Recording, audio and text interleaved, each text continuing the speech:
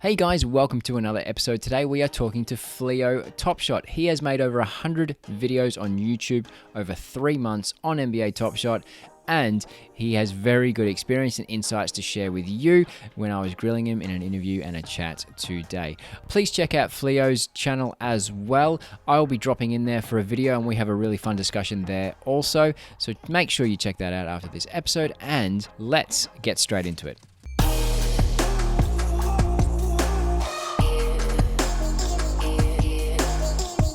Fleo, thanks for joining us, mate. How you doing? I am great. Thanks for having me. Excited.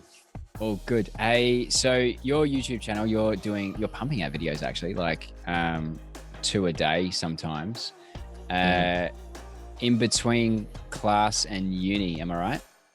Yeah. So I think I know I am done with university for the, I guess, summer. I do have a job mostly on the weekends, so it gives me some time on the week. But between any time I can, between classes or homework, I love to record videos. So yeah, it's awesome. And yeah, man, you're really grinding hard. So it's really super cool to see like your channel grow, and you've been super encouraging on my channel as well, which I will never forget, and I'm very grateful for. What is your sort of take on the state of Top Shot right now? Because some people are a bit down. What's your take? yeah. So I think I don't blame people for being down. It's dipping. And so I don't think that this is necessarily the floor, in as much as it's kind of disappointing to say. Yeah. I think you could drop a little bit. And so long term, absolutely positive for as long as it can be. As long as Top Shot's relevant, I think that it is like the first utility. It's a great utility. So long term, I think it's spectacular. But short term, I know in the past, whenever I've had Dapper, I kind of just put it back into Top Shot right away, collect new moments I really like. But right now I'm kind of sitting on a couple $100 in Dapper, just seeing where the floor is. And so I'm sure it's not really helping the market, me not buying moments, because obviously the market needs moments to be bought up. But I think I'm just kind of waiting, and I'm still buying packs, which I don't know. I feel like is something that no matter what, I am just excited about, even if I lose money. Yeah. But per se, just collecting moments, I think I'm a little slower in terms of buying them like right away. I think I'll wait a little bit, study them a bit more, see where I can kind of tell the floor, but absolutely positive about Top Shot long term. Short term, I'm still positive, still doing challenges, still doing or collecting moments, just kind of a little different than I have in the past.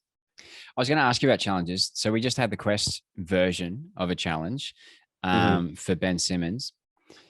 What was your take on that? And do you think that's probably, or maybe, the new way forward? I think that's a better way forward in terms of collecting moments, because it gives kind of a broad ability to complete challenges. I'm sure they'll have the current challenge version out for a while. I'm sure that won't change for a while. But I think having that kind of, I didn't do it because I didn't have any of the Seeing Stars, unfortunately. But I think that's an awesome way to do it. It kind of benefits collectors, people who already have the moments, or a moment that falls under the qualification of it. So I loved the idea when I first heard about it, and seeing it, I think it worked exactly as I thought it would. So I know I had 6 of the moments besides the Seeing Stars without even buying a moment. So I think it is easier for people to complete challenges. Maybe that makes the value of those moments a little bit less, but I think it's kind of more fun. It's like normal challenges, especially ones that are using base moments, which they haven't done in a little bit. But moments that are like artificially inflated because of a challenge, or like losing people. Like I know one of the past ones, my mom pulled a Terrence Ross that like was going for like $40, and I had to call her and have her sell it immediately, because I just didn't want that. I think that's a $2 moment at this point.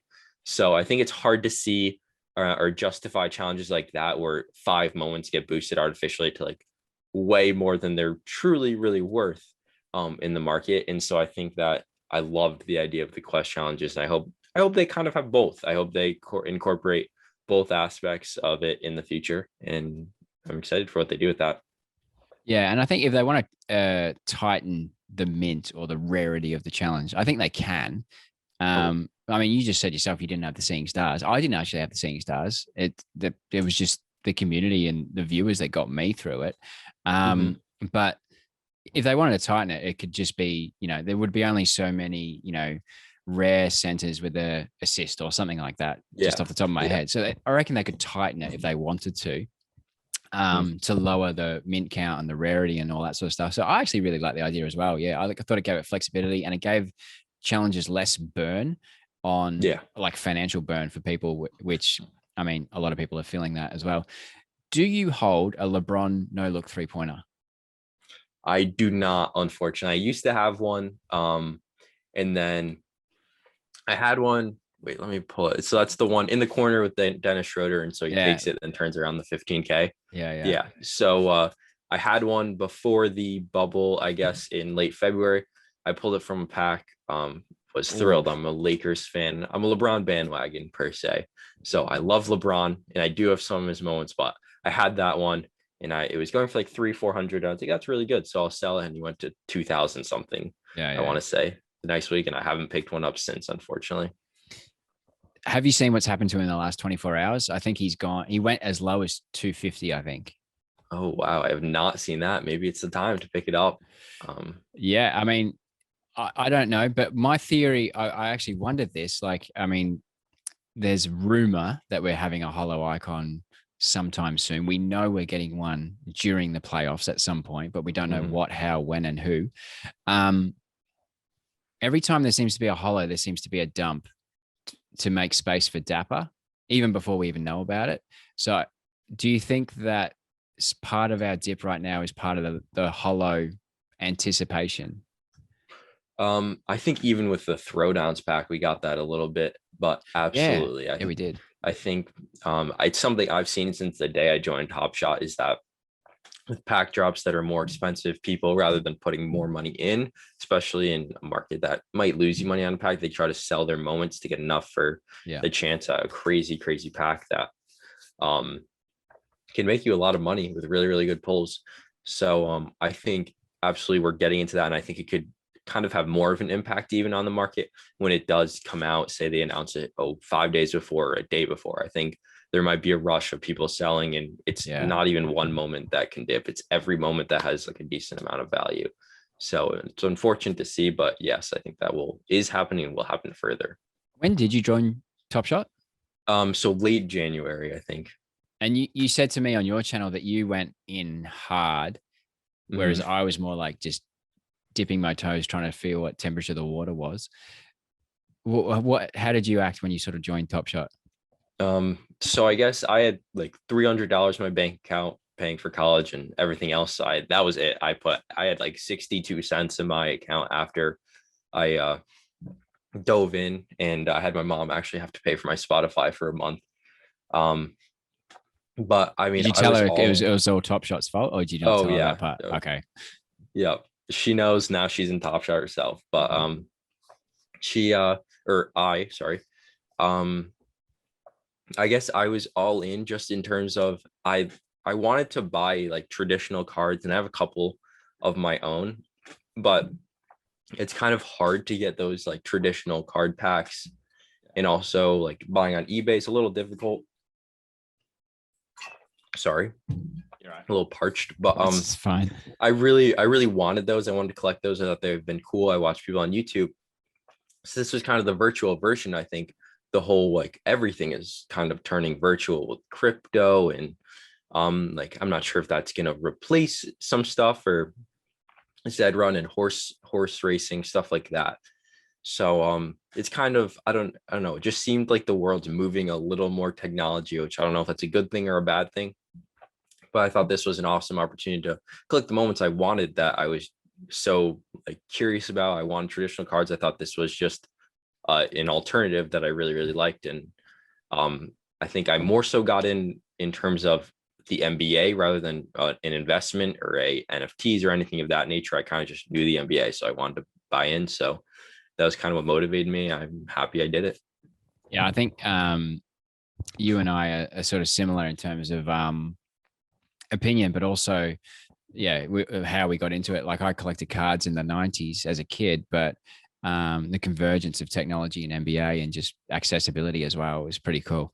What do you think your strategy is right now for like the immediate future?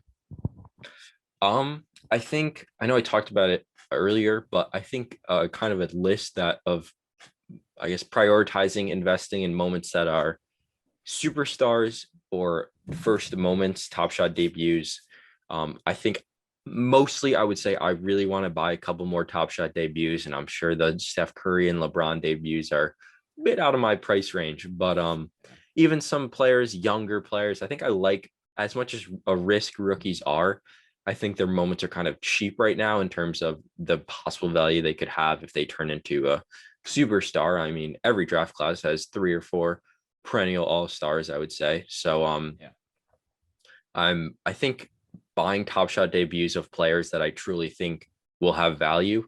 So as much as like a Mason Plumlee, as we talked about before, top shot debut is cool, and I like Plumlee because I'm a Duke fan.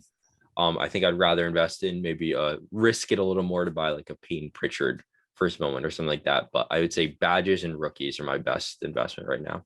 So surely, if you're a Duke fan, you'd go JJ Redick over Plumlee, top shot debut.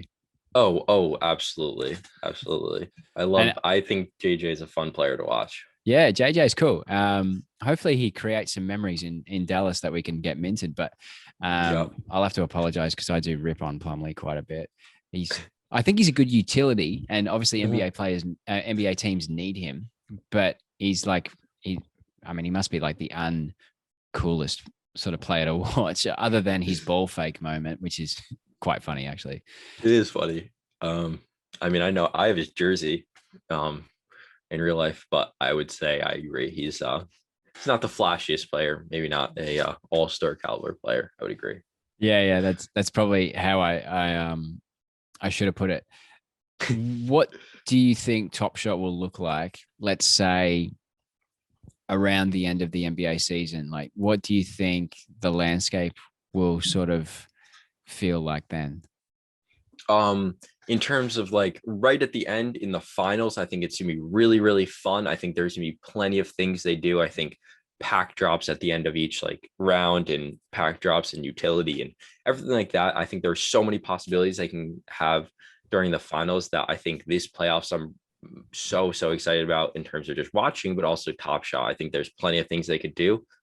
But then to say right after that, when we reach the off season, I think that's when they plan to start a new series. So it could have effect on the market, but I do think I don't want to say concerned, but I think I'm acknowledging that in the off season with no NBA happening, kind of it happens like there's less hype with the NBA. There's no games for players to boost their own moment by having a 50 or 60 point game. So I think I will say I kind of expect once we do reach the off season, uh, some moments to possibly drop a little bit if there's just not hype around the NBA. People aren't checking Top Shot because they don't see the NBA going on. So I want to acknowledge both sides of that. Yeah. Do you think the pump and dump is dead?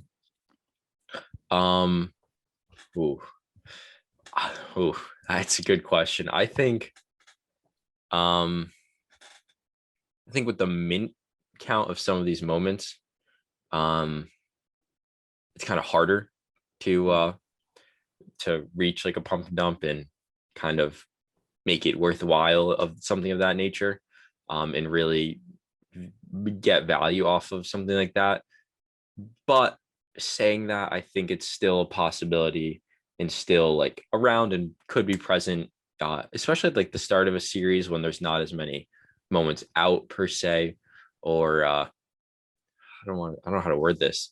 I think it's dying, but I don't want to say dead. Yeah, so I think we mentioned it on your channel actually. Like when challenge moments have utility, I think you asked Mm, me, do I have a problem with dumping while they have utility and then buying back? mm, So there is some of that still valuable. mm, Um, when I was on Twitch with Steph Pseudo, and this just came to mind, it kind of blew my mind. Back in the day, maybe like last November, October, people mm, could literally go on Discord and pump a player. And then all of a mm. sudden, people would start buying them, and the price would go up, and there'd be a real. I think that's probably where it all sort of initiated from. You could literally affect the market just by going into Discord and talking crap essentially. Um, Whereas, as you say now, I think you nailed it on the head. There's just too many mints to move it so well, even though we saw Bryn Forbes yesterday, your time, move the market a little bit on his moment. Yeah. So I think you're right. It's probably, you probably summed it up by saying it's dying and it's not quite Yeah. there yet. What's your biggest burn or scar that you've got from Top Shot? Oh goodness, I have plenty of them. Strictly in terms of, I mean, my account valuation was at like 18,000 at one point and it went to like 3,000. So plenty of, I guess, mistakes were made. Um, some that I kind of saw coming and I just wanted to hold the moment just to hold the moment because I like it. But I would say, I think my biggest burn, I think I talked about a little on mine, was just completing the Anthony Davis challenge. I think that as much as I love Cool Cats, and I think it was a fun promo, and I don't know how it's still going on. Personally, it's been since like January, so it's been almost 5 full months of Cool Cats. But I think just that challenge, I think I got them all for probably 300-400 total, and at one point they were going for a couple thousand. So I don't think I've lost a lot of money from one moment, maybe buying like an Anthony Edwards first moment for around 900 when it's around 350 right now, I want to say. So that's unfortunate to see, but I would say not taking opportunities to sell rather than, I feel like I hold on to moments for, I don't know, I get attached to my moments. I like my moments. So sometimes I'm bad at selling them when I should. Yeah, I'm the same. I didn't ask that question to throw you under the bus. No, I guess the better no point worries. is I don't know anyone on Top Shot that hasn't taken a hit. Like no Oh, one's undefeated. If I think we all saw you and I joined at relatively early times compared to a lot of people right now, and if we were wise in hindsight, we all would have sold everything late Feb, early March, and when our accounts were all 6-10x, and now they're only like 1.5x or something like that. Or worse, depending on the moves that you made. So yeah, it's more to make the point that I think we've all taken a bit of an L here and there. And everyone's taken an L. No one's mhm. undefeated on Top Shot. If you are, I'd love to meet you. But Yeah. with the wins, you learn from the scars as well. So that's something I've picked up a lot lately as well. What are you scouting in the marketplace lately? Anything? Um, I think throwdown moments, I think they're really, really cheap rares. So some of Mm, the names, not personally like, I'll pull it up right here while I have Top Shot. But I think some of the moments that are going for like 40, they're not stars, they're not players I'm all too interested in collecting. yeah. But players like Anthony Edwards, I mean, the cheapest rare during the bubble was like $1,000, I want to say, Yeah. for a player that was not an insane player. So I think I don't know if we'll ever reach that, but I think there's room for these to grow absolutely. So I think I want to get a good Zion moment. And I'm curious if I should get a series one Zion with a badge and spend like a lot. Um, or if I should get like his rare moment for like 204. So that was one I set a alert for like 180. So if it ever hits 180, I'll look at it, see the direction it's going, see if maybe I want to buy there. And then the Anthony Edwards as well. It's not his crazy dunk that we were talking about before in the Rising Stars challenge, but it's a good dunk. And I think he'll be a really, really good player. Um, he has a lot of promise. So if Minnesota can turn into a good team, I would say Rising Stars is just kind of what I'm observing now, but that and then Top Shot debut moments, number one and number two. So I got a question with a follow-up question on the back of that. Because I actually wondered this today, but it wouldn't work for your collector score. If you sold, say, let's just say all your moments to Mhm, get like a really good Series 1 Zion, would that mhm. make your account valuation slash collection better off, financially more stable? And because obviously with a lot of moments, there's a lot of volatility, especially in Series 2. Whereas Yes, absolutely. Series one's going down, but it's Mhm. less zigzaggy. Um, do you think it'd be what are your thoughts on I literally haven't thought this question out, but if you sort of sold all your moments for that really good Zion, Um, stability wise. I think that's I guess yeah, you talked about the issues with that. Just with collector score, you might not qualify for some packs Well, that you you wouldn't would if you qualify for kept all. anything after that. Yeah, for all your moments. But in terms of account valuation, I think like investing in a Zion rookie moment, obviously he seems like he's gonna be a really good player, but he could have a career-ending injury tomorrow, and then you're kind of screwed. Mm. So I think investing in rookies, like fully proven players, it has a bit of risk, but it's absolutely something that I think could have a I mean, like Zion's first moment, even if I could get like a rare version for selling everything like that. Yeah. Um, I think that would be probably long term, especially. I mean, I think series one seems to be better. So I think long term, if Zion can be like a really, really good player as I expect him to be, I think that would probably be better because I know plenty of my moments are just players that are $2 or $3 where I'm sure if I combined 50 of them, that's still a decent amount of money. But I don't think they're gonna go up too much because they're not star players. They're kind of lower tier players. So if I sold that and collected and got it into a Zion who is could be a LeBron James type player if he really um kind of fills into our expectations. So I think Yeah. possibly it's something I could even think about. But I really like the idea. Yeah, it'd be really curious, and I think that's probably why. Like, I mean, do you have any issues with the collector score as it is right now? Because a lot of people had a lot to say when it came out. Um, I like that you kind of can gauge where you stand, whereas the old requirements, I think pack requirements are needed. I think they're good. So where the other one you kind of just had to guess, like maybe if I get 15 moments, I should be good, or two rares or something like that. Where this, obviously, we don't know the number you need, but you can kind of know your number, know what's pretty much in the clear for any pack drop. So and it values series one moments over series two moments, and it values um like commons and rares differently. So I like the concept they have. Absolutely. I think it's really, really good. I think there, I guess, could be some issues in terms of something like that where you collect the moments you want to collect rather than boost your own score. And then at one point you're kind of hurting yourself by not giving yourself a Yeah. chance. So that's a possibility, but I like the idea. Who are your favorite players? So anyone from Duke, I'm a Duke fan. I love them all, but I would say I've been a LeBron, I'm kind of a bandwagon fan.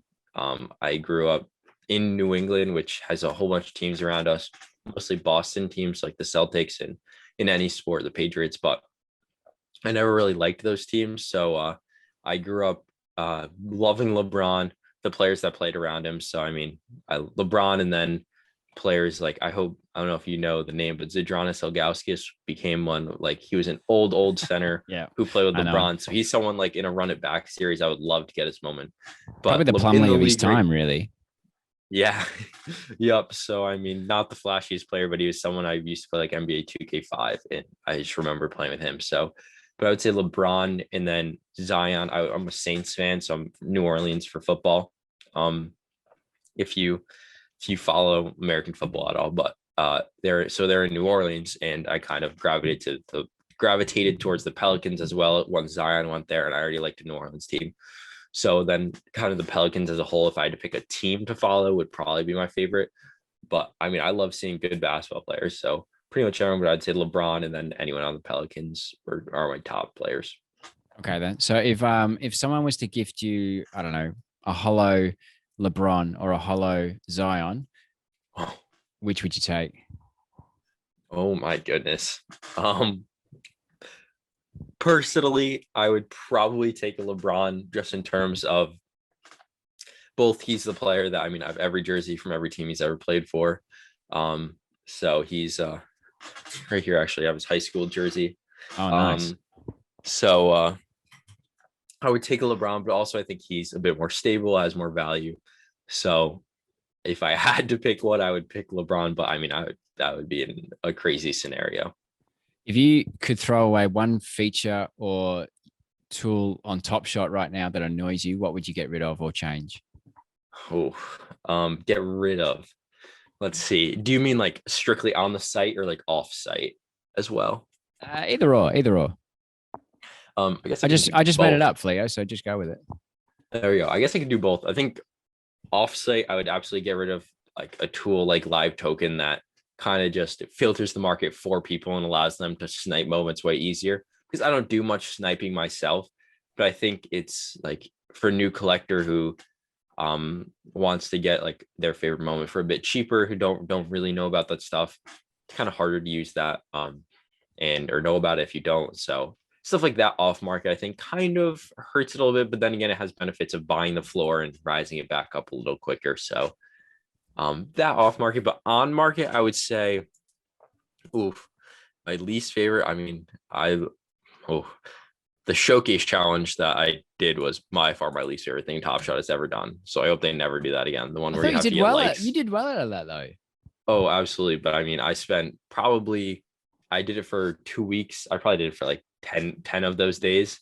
And I spent like 8 to 10 hours a day just trying to get people to like my showcase. So I probably Oh, spent like a is hundred that what hours. it took to get? Oh, it was insane. People were like not going to work for days. I was talking to a couple of the top guys and they're really, really nice people. But I would say that challenge was I spent probably 100 hours of my time just trying to get likes nonstop. So I would say that would be kind of a feature in the past they did, but maybe they saw that and realized it wasn't the best system because there were people talking about that.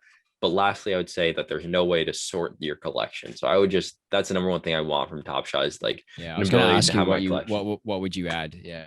Yeah, so I would sort my collection if I were to add anything. So just maybe put all LeBron moments together in my collection or all Lakers moments or something like that, just so I can see them because I mean I have 100 moments at this point. So if I'm trying to look for like my LaMelo Ball is my first moment, I have to scroll for like a minute to get there. And just the random moments throughout my collection I want to find are a little bit difficult. So I guess that would be my thing to add. Yeah, I 100% agree. You're constantly scrolling through your history to get to like, I don't know, the one you got like fifth ever. Yeah. Yeah. And it's just like, man, this must be a better way. But Mhm. do you have a long-term vision for your collection? Like, do you look at your moments and think, right, half of these I'm going to get rid of long term because it's they played for North Carolina or something, or you just don't like the person or whatever. Um, or do you just sort of roll with it and it is what it is and you're building it? I would say in terms of pulling packs and getting players on my own term, um, I'd say I don't have like, or I guess there are players that I don't really want. I'd rather use the Dapper for something else. So I sell some of the players I pull, um, and kind of reinvest it in other ones that I actually want. So I would say I kind of already like cut it down a little bit for what I do pull, but I've gotten generous people to give me, or who are able to give me moments that I don't plan on selling, even if they're players that like a Harrison Barnes went to UNC. As much as I think he's a fun player to watch, he beat LeBron in the finals a couple times and he went to UNC. So not my favorite criteria for a player. But I still think having like his moment is something that I can say that I own. I own one of his cards or moments. So I like having a diverse collection per se. So long term, maybe if I see that I can sell like 50 of them for 100 or $200 or $300, I'll start selling some of the moments that I don't necessarily want to hold on to. But I would say just having different moments, and I'm sure it could hurt my collection more than just selling it all for one moment, as you were talking about earlier. But I kind of like having a diverse collection. Yeah, I don't mind. Like, I mean, sort of mentioned how much Top Shot teaches you about fringe players, especially, and how to pronounce players that you can't, and identify players that you didn't really know about before, and some of them are fun. So I actually like rolling with it sometimes. But yeah, when you get Hassan Whiteside in your pack or something like that, I must admit sometimes it's just like, well, yay. But at the same time, yeah, sometimes you really learn about players like, and other people are excited about moments that you're not excited about as well. Like, I've never felt more Australian than other than on Top Shot, and people know that about me, and they tend to throw a Patty Mills my way if anything like that, if they're going to. So it's fun Mhm. in that way, in a sense. What's sort of like, it's probably like my last question for you. What's like your most frequently asked question of yourself? Oh, you mean like so in comments or in DMs or something like Comments and that? DMs, yeah, yeah. What are people looking for? Um, I would say for others, um, I would say just helping them, I guess, understand what like you need to value in terms of buying moments. Like Yeah, 100%. I know we talked about it a little bit, but I think people kind of, as much as I wish I could give everyone the right answer all the time, if I had that, we would be rich. So it's not always easy to answer that question, but I think I get a whole bunch of people that are newer to Top Shot or don't have, maybe have lost a bit of money and want to know how to kind of get on the right direction, get on a good path of Top Shot. So I would say just trying to help them out in terms of what they like, what they want to move towards. I think there's plenty of ways to invest well. I think there's not one set um play to collect or way to collect moments that could not hurt you long term. So I think just figuring out what they want is like they have a unique scenario where they're wondering, like, I have $2,000 and I'm a big Lakers fan or something like that.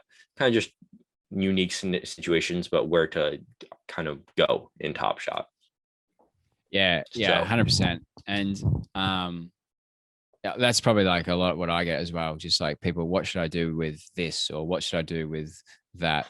yeah, Because we're, as you mentioned, logging in every day since goodness knows when for the last 6 months. It gives you a bit of perspective. I mean, I think like I always wish that I found out about Top Shots like that in August, but still it's so early, I think, for Top Shot. And yeah, I agree. But Well, there's still plenty of like UFC and time. they're doing a Dr. Zeus one, like the children's books. Whoa, There's I didn't still hear that. That's funny. yeah, Dapper's doing that. Wow. And there's a wait. If you Google it, there's a waiting list you can go on. I've heard nothing from them about it, but there's a waiting list you can punch in an email on. I'm not sure about UFC either, where that's at, but obviously there's Yeah. heaps more to come. So yeah, it'd be interesting to see what Dapper does, because like if you got Dapper bucks and you could just easily, Oh, yeah. I'll buy a Dr. Zeus or something like that, I'll buy a Grinch and see where it goes, sort of thing. Mate, thanks for coming on. Please keep making lots and lots of videos for us. And mate, I hope I get to speak to you again in the very, very near future. And thanks for being on this channel and supporting mine in the past. I really appreciate it. Absolutely. Thank you so much for having me. It's been a pleasure today. All right, I hope you enjoyed that episode. Please go to Fleo's channel, give him a like, subscribe, tell him Steve sent you, and watch the episode I did with him. We had a really good discussion on his channel, completely different to the one we just had here, and I think you'll find it really valuable.